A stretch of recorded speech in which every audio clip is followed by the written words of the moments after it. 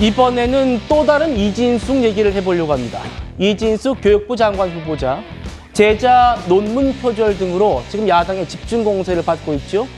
국민의힘 주진우 의원이 공개한 자료 바로 만나보시겠습니다. 자, 이게 이진숙 후보자의 논문과 제자의 논문 중에 같은 부분을 푸른색 음영으로 주진우 의원이 표기를 해봤답니다. 그러니까 보시는 대로입니다. 뭐 거의 대부분이 겹친다는 얘기입니다. 양쪽이 다 파란색이잖아요. 그런데 여기서 특이한 점이 있답니다. 저희가 이렇게 동그라미 친 부분, 갑자기 논문에 WJD 영어가 등장해요. 이진숙 후보 제자 논문에는 한글로 정이라고 되어 있다는 겁니다. 이거 주진우 의원 보기에 제자 논문을 급하게 베껴 쓰다가 오타가 난 것 같다라는 겁니다. 보죠? 설 변호사님. 네. 우리가 이제 컴퓨터 키보드 자판을 보면 한글로 이제 지읒, 이응 여기 해당하는 게 WJD입니다. 그러니까 대략 10m 정도라는 말을 칠 때 10m 치고 한영 키를 좀 잘못 눌러가지고 정이라는 글자를 써야 되는데 WJD로 지금 되어 있더라. 그러니까 이게 지금 주 의원이 보기에는 제자 논문을 그냥 노트북 앞에 갖다 두고 그대로 베껴 쓰다가 오탈자 나는 거 아닌가, 지금 이런 얘기 같아요. 어떻게 보십니까? 그러니까 좀 의아했던 부분은 어떤 학생이라는 대학원생의 논문도 아니고 교수의 논문이었잖아요. 근데 이런 오타 같은 것도 점검을 안 하고 이거 제출을 했었나. 이게 버젓이 이게 어떤 학술지라든지 이런 데 실렸다는 것도 좀 개인적으로 봤을 때는 좀 매우 의아합니다. 이런 경우들이 굉장히 드물기 때문에. 그래서 어떤 교수, 그것도 뭐 총장까지 하게 된 교수의 어떤 이 논문이 어떤 퀄리티라든지 이런 부분에서 굉장히 이렇게 수준이 없나?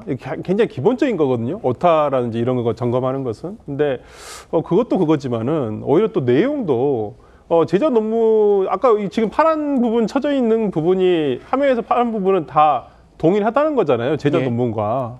그렇다고 한다면 참 그냥 긁어서, 우리가 소위 말하는 긁어서 그냥 갖다 붙이기라도 하면 이 티라도 안 났을 텐데 그냥 뭐 손으로 이렇게 수기로 베껴 쓰다 보니까 저런 오타가 났는지는 모르겠습니다만은 어쨌든 간에 참 이 연일 이 논문에 대한 문제들이 계속 나오고 있는데 뭐 이진숙 뭐 지금 후보자는 계속 뭐 청문회에서만 이런 논란을 밝히겠다라고만 얘기를 하고 있어서 이렇게 그냥 묵묵부답으로 하루하루를 그냥 청문회까지 버티는 것이 후보자로서의 자세인가?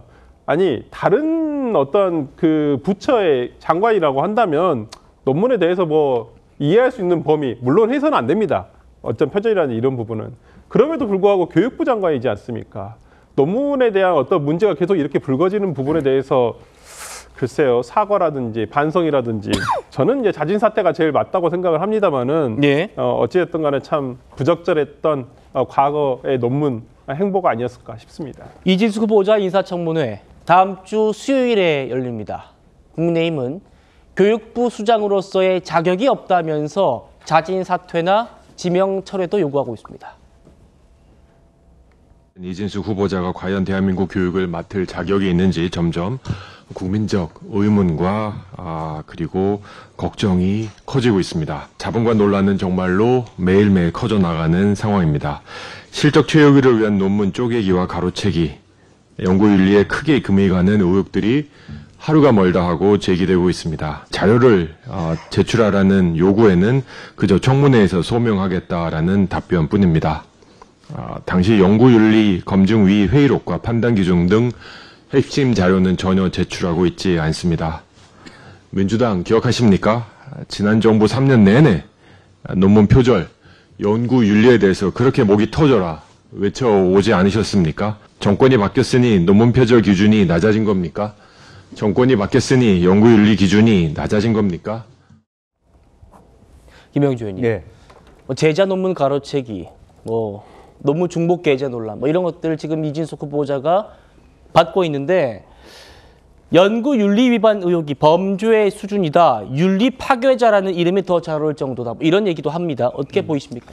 우선은 교육부 장관 후보자이기 때문에 특히 연구 논문의 표절이 그야말로 맞다면 부적격자다 이렇게 봐도 될 것입니다. 지난번에 우리가 아시다시피 이제 민정수석이었기 때문에 개인의 비리라든지 부동산 문제, 다른 장관이었으면 그만큼의 심각하게 보지 않지만 그런 공무원의 부정 비리 같은 것들을 걸러내는 자리에 있기 때문에 그 사람이 스스로 물러나는 그런 경우가 있습니다만, 첫 번째로 지금 현재 이준석 교육부 장관 후보자는 사실 우리 사회가 필요한 오히려 초중등 교육 전문가라는 어떤 그런 전문성이 거의 없는 상태입니다.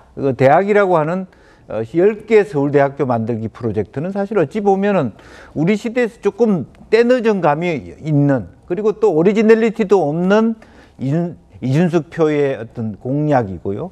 지금 여러 가지 나오는 것도 과연 정체성이라는 것, 그리고 그런 측면에서 심지어 자기가 몸담았던 학교 안에서의 어떤 반대 여론, 이런 것들을 과연 통과할 수 있을까라고 하는 생각이 들고요.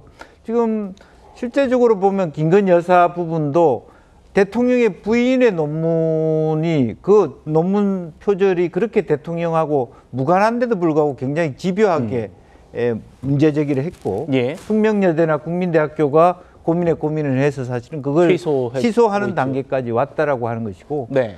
그것을 기본적으로 어떤 주관하고 관리하는 권위를 가져야 될 교육부 수장이 저와 같은 자기 논문을 제작 것을 훔쳤다라는 것이 만약 사실이라면 더 이상 후보자로서 자격을 가질 수가 없다. 그런 생각이 들고요. 예. 또 그런 여러 가지, 저뿐만 아니라 역사 의식이라든지 또 자기 학교 안에서의 평판, 여러 모두, 그리고 또 자기 직위가 너무 많았다라고 하는 부분도 오히려 더 고명이 될 수 있겠다는 생각입니다.